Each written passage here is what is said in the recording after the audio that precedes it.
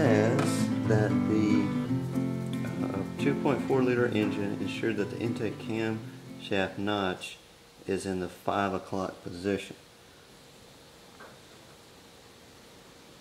And we'll just double check our piston, make sure it's top dead center, because the exhaust is where it's supposed to be at 7.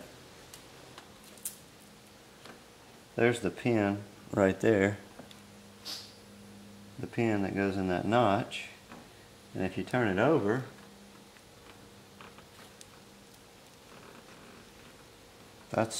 looks like that's right where it needs to be. And you got to feed it around the case.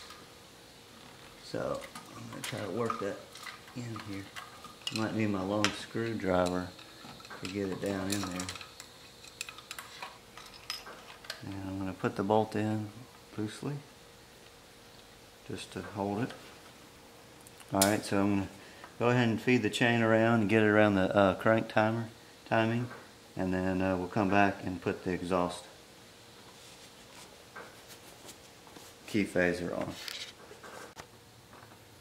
Okay, so it's time to install the timing chain tensioner.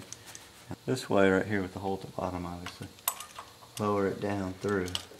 And it was a little tricky getting it out. Let's see. Looks like it's going to fall right into place. And let's go put the bolt in at the bottom, and it's torqued to 89 inch-pounds. Okay, so we got the chain around the crank, but at this point there's a lot of slack, so you really have to be careful here that your timing stays true on that crank, because it's, and let's see, there's my timing mark, so we're going to set that. I'm going to have to rock that exhaust because I think the valves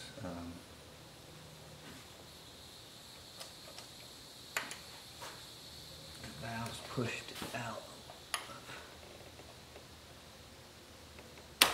There it is. There it is, right there. Okay. Right. Intake takes the uniquely colored, in this case yellow one. The exhaust is the black, and it's right on time. And then the crank, I can see from here there's a white dot, and it's on the timing mark. So everything is timed. We're in good shape here. The next thing that we're going to install is the stationary guide. And it goes in like this. Okay, and we're just going to feed it up into the slot right there. That's got to go around that chain, and we just slide it up.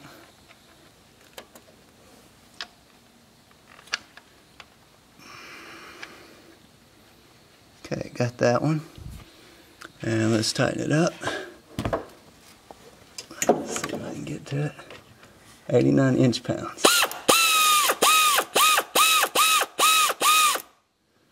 Before I tighten it all the way, I'm going to go ahead and install the one up above it. It's still loose, so I should be able to get the upper bolt in place.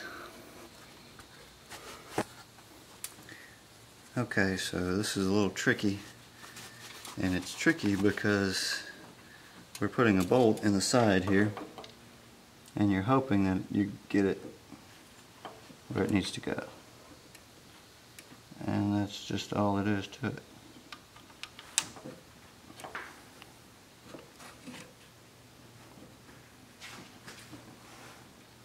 The only way to verify is when it gets tight. So I think I've got it. And that's 89 inch-pounds.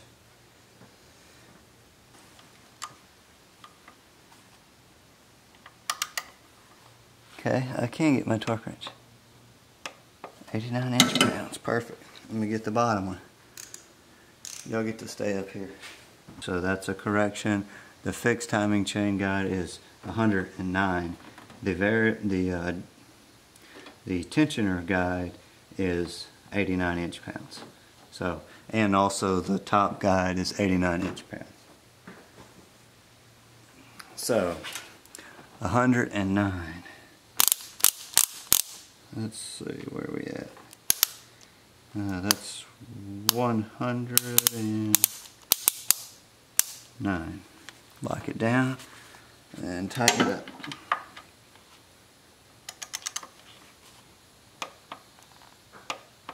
Okay, the upper timing chain guide, we have it here, and those are torqued to 89 inch-pounds.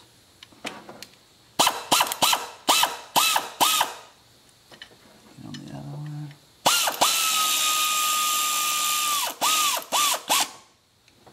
The other ones, I'm sorry, were not 109. They're, oh, let me change that. They're actually 106, so I was 3 off. Go back to 89 inch-pounds. Let's see, 85. 85, 6, 7, 8, 9. Lock it down.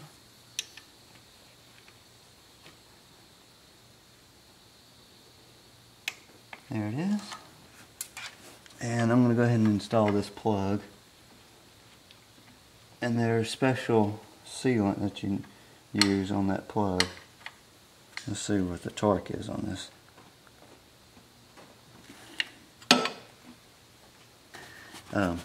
So I've got the new tensioner that came in the Chloe set, and it's actually just like the old one, and it just slipped in and out there.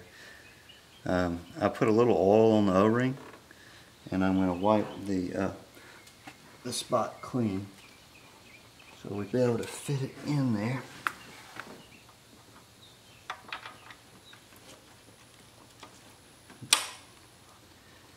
And it's 55 foot-pounds on this one. And I don't think I got it on camera, but I did put the timing chain oiler in, and that was 89 inch-pounds. So now, to set the tensioner, we gotta move this in 2 millimeters, and that should release the tensioner. An abrupt. So we'll put our 24 millimeter wrench on.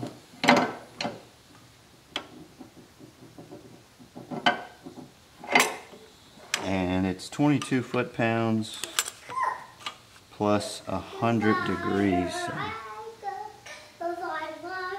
So that was about 25. Let me get my angle gauge. The front main seal, this accessible, it's a good time to go ahead and replace that. I have a seal puller, but I don't know, can't seem to find it. So anyway, probably a piece of wood or something, and then I took this little pry bar. It's got a kind of a sharp edge on it, and I was able just to grab into that seal and pry into that seal with this, and it just came right out. Just worked perfectly. So what I'm going to do is take this seal right here, and this goes in to the oil pump or timing chain cover housing. Just for something that I didn't know, I didn't realize, the oil pump's right here, and it's turned. You can see it's got 2 little tabs that connect. So that's the inlet, I guess, and outlet. I'm not exactly sure which way, but there it is. I'm going to put a little oil in this seal.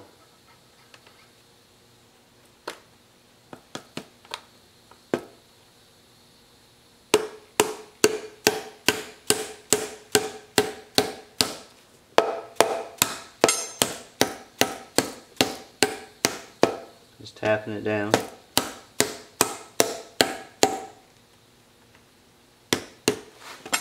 Let's see if we're in. Looks like we might be set. And I should be able to pull this out. There it is. Alright, we got the brand new seal in here. Here's the brand new gasket set. Okay. and it's going to go on this direction, I believe. And there's pins on the motor. That looks like it's going to go on just like that. Right here, I'm going to make a note here. And I had to cut this because it goes around a bracket that holds the engine. So what I'm going to do is go ahead and cut that right now. I'm just going to trim this back.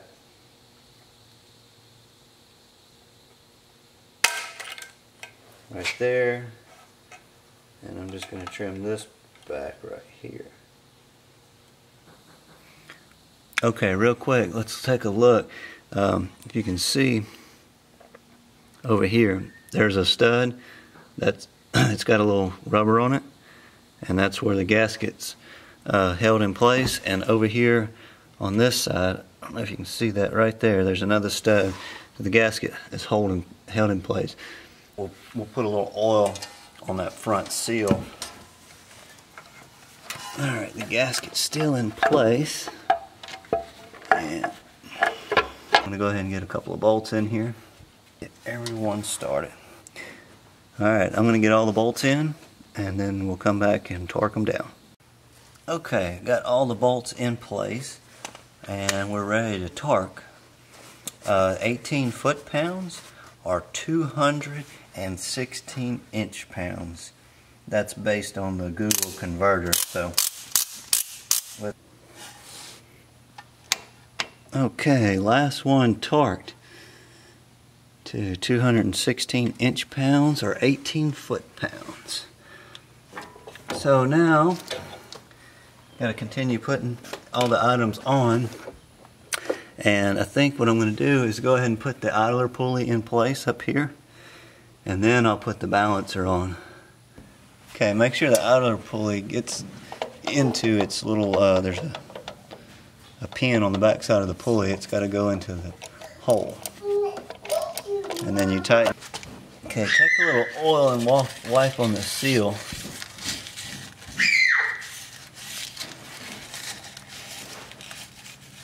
Try to get some good oil on that seal so this will slip right in and it won't stick.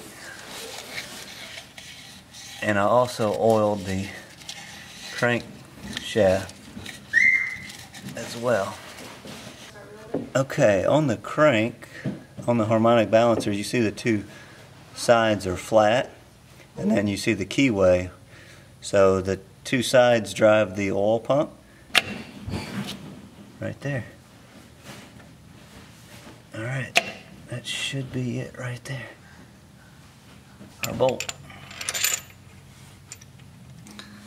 Okay, so this bolt is torqued to 74 foot-pounds plus an additional 125 degrees, or impact tight.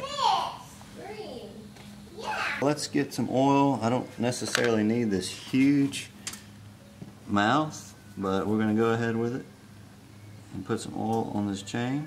Let it run down. Wow. That big mouth. I just need an oiler is what I need. Let me see if I can get the exhaust.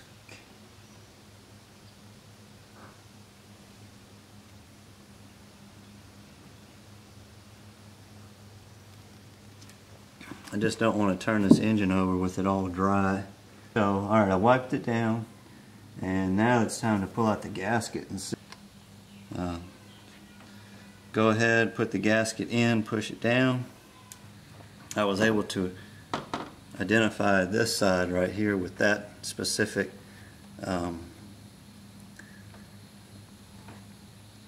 shape, and there we go. Brand new valve cover gasket. Okay, so the valve cover gasket is all installed. Make sure it stays in place, and then we're going to go ahead and turn it over and put it in.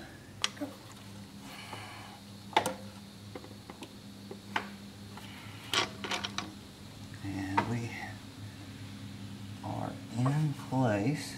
I didn't find one. The only thing I saw was this. Start here. So I'm going to bring it down, and then it had bolt number 2 right here. Okay, so I'm just going to make my own sequence.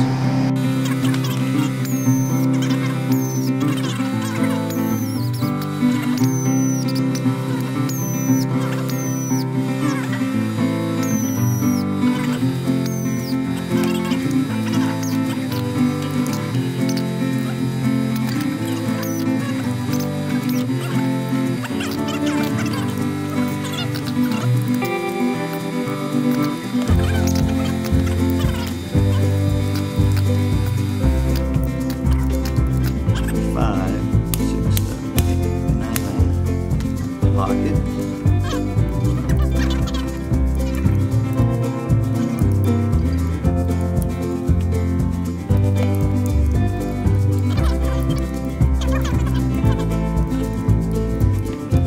Okay, so everything's torqued there.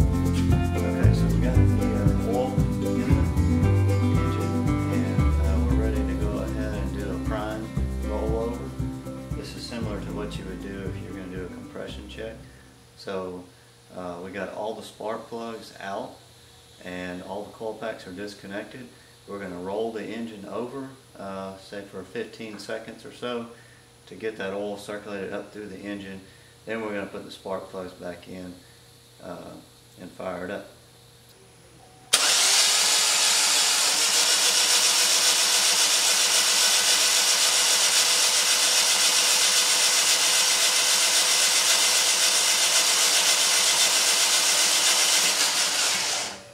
And don't do that. I forgot to disconnect the fuel pump. So when you do that, you need to disconnect that fuel pump. You probably saw the fuel popping up out of the spark plug holes, top of the cylinders. So that's why you disconnect that. You know, if you have any kind of spark under the engine compartment or laying around with that gas atomized like that, it's a good way to light something off. So don't do that. I just kind of got ahead of myself. Alright, I'm going to put the spark plugs back in, put the coil packs on, and